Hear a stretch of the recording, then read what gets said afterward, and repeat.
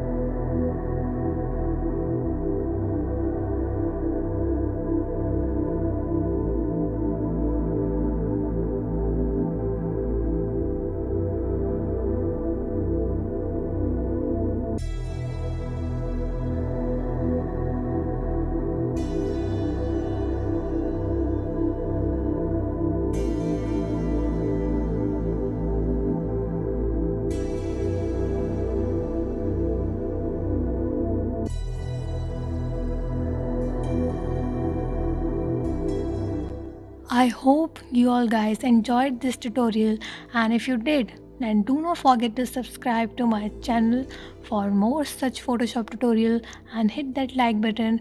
And if you want me to edit your pictures, then do hit me up on FIVERR. Link is in the description, and I will see you all next time. Bye bye.